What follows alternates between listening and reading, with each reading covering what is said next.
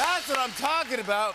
Marc Maron, this, of all the years you've been coming here, this is the first time I've ever seen you in a suit. Yeah, it's, well, you know, when you wear a suit, for me, I don't wear them often. All I think about is, like, don't get food on your suit. Yeah, okay. That's all I'm thinking about right now. Is there food? No, there's no food. Okay, good. You have nothing to worry about.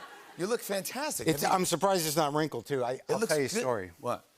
So I get to the airport. You travel a lot, right? Sure. Sure. So all you're thinking about when you travel is to pack one bag tightly so you don't have to check it. Of course. Right. That's worth the key, right? Yes. Now, you fly first, right? Yep. Yeah, I fly business, not as big as you. So... You tricked me. You tricked me. You tricked me into saying that. Yeah, I fly coach.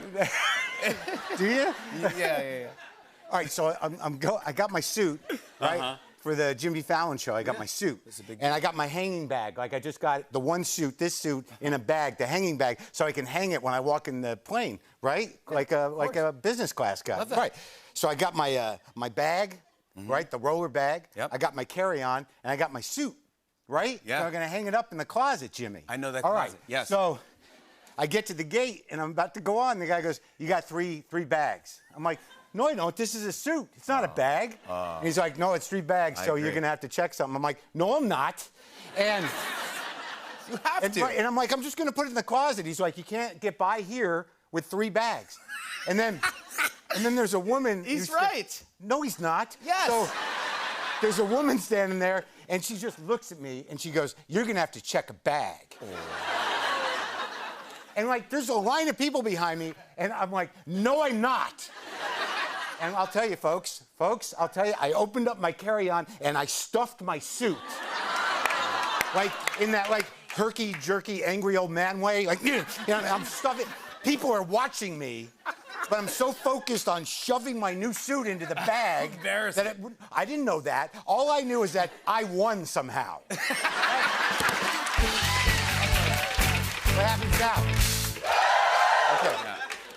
Like, I walked down that gateway, and I'm like, "Yep, I did it." Yeah. As I pulled my wrinkled suit. Yeah. Small victory, Jim. It looks small good, victory. You actually look fantastic. Are you working out? Are you healthy? Yes, of course. I'm dying, Jim.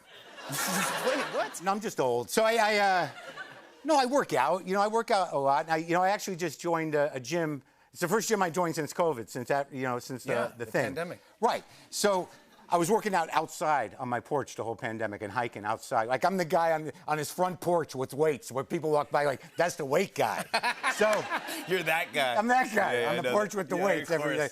So I joined a gym finally. It's right down the street from my house, and I joined right in time for these horrendous rainstorms in LA, right? It rained for like a week. So I just joined the gym, and I went every day, like, for that week, because I had to. I couldn't work out outside. Yeah. So then the sun comes back out, and 2 days, I'm enjoying the weather. I get a call on my phone. It's a local number, so you kind of got to pick it up, because, like, maybe there's an emergency down the street. So I pick up, I don't know what that means, but I pick up the phone. I pick up the phone and go, "Hello?" And this guy goes, "Hey, Marc, it's John from Equinox down at the gym. You had a pretty good run going, just checking in." And I had that moment like, is this call coming from my head? Like, so I said, "What do you mean?" He's like, "Well, you're here every day. Is there anything we can do to get you back?" I'm like, "Dude, it's been 2 days." Wow. Like, what if I was in trouble? What if it's like, "No, man, I'm halfway into a sheet cake over here, and I don't know what I'm going to do with my life." And they're like, "Do you have a gun in the house?" "I do, John." He's like, "Well, we'll send someone over. Get your shorts on. Can I bring the cake with me? Whatever you got to do." We're here. I follow you on the socials, and you're very entertaining. And I saw that you recently got a new kitten. Yeah, I did. I got a cat. Well, he showed up. I finally I don't know what it is. I have 3 cats. And this is the second one that showed up. There was a feral litter outside of my house, under my house, and the mother was moving them and left this guy. So he was like 2 weeks old, and he was this little hairy ball, and I took him in. I don't know what happened to the rest of them. I couldn't save them. They disappeared. But I got this one guy. I named him Charlie. Charlie Beans Roscoe. He's got 3 names. Only I know that. Only I need to know that. Wow. They were all options. No one needs to know that you had named them. He has 3 names. Why would you need to know that? It's no, like that's Charlie to everyone else, but to me, it's Charlie Beans Roscoe, because those were the options. I'm like, I'm going to call him Beans. I'm going to call him Roscoe. I'm going to call him Charlie. So you kind of take a few days. You're like, Beans. Nope. And then, Doesn't do anything. then you're like, Roscoe, what do you say? Yeah. And then you're like, Charlie, right. So, but I found, having had 3 cats, that when you have a new kitten, you spend a lot of time saying, ow, damn it. Or like, hey, ouch, God. Or like, hey, don't, oh, damn it. That's what you say when you have cats. And then you spend a lot of time trying not to throw a cat. You can't throw You know when you pull a kitten off something and you have that moment where you're like, oh, yeah.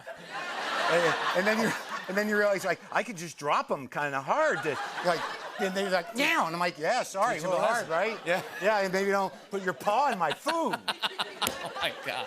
Here's the thing about kittens is, like, kittens are great, right? They're consistent. They do the kitten stuff. They're great. It's a great time to have a cat. Yeah. But you don't know what they're going to turn into. I had a kitten a year and a half ago. Now he's just this fat sluggo of a cat. Doesn't do anything. I don't know if it likes me. Doesn't like to be touched. Always looks confused. I have to have him on a special diet because he's got problems. And I'm like, now I'm in for like 17 years of that. Yeah. 17 years of people coming over and me going, that's Charlie, he's awesome. That's Buster, he's great. Like, Sammy, I don't know what happened with this. Yeah. It's like, Sammy, hold on, it's John from Equinox. Yeah. It's like, Sammy, come back to the club. Come on, buddy. You can do it, Sammy. You can do it, Sammy. I want to talk about this, your stand-up special. I'm so excited about this, an HBO special. Yeah. It means a big deal for a comedian. This is a giant deal. Tomorrow night, Marc Maron, From Bleak to Dark. Yes. It's a fantastic title. Isn't it? I love it. Listen to me. It's perfect. Well, it's you. It's a real story, dude.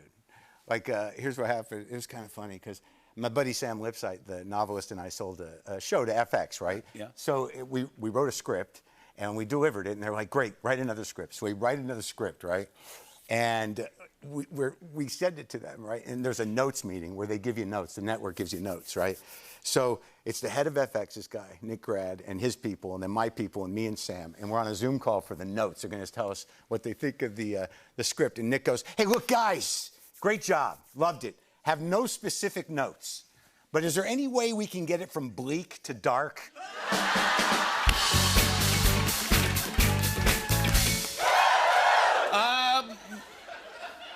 Marc Maron. I did it. I nailed it. I wanted to show everyone a clip. Here's a peek at Marc Maron's From Bleak to Dark. Take a look at this. You think you're a better man than me because you have human kids? Like that makes you more responsible, more evolved, a better human? Go yourself. I have 3 cats that I love, and in the best case scenario, I'm gonna have to have them all killed.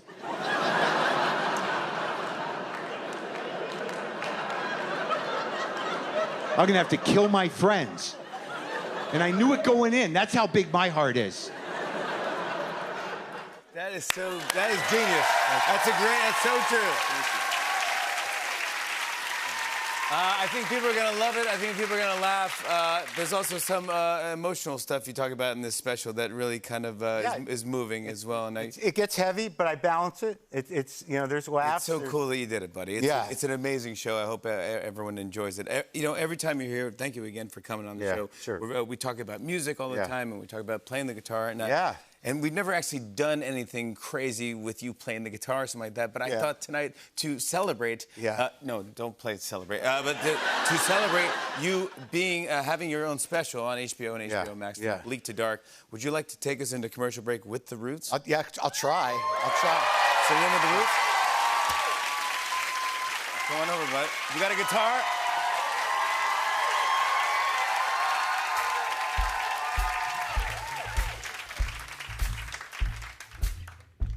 Yeah.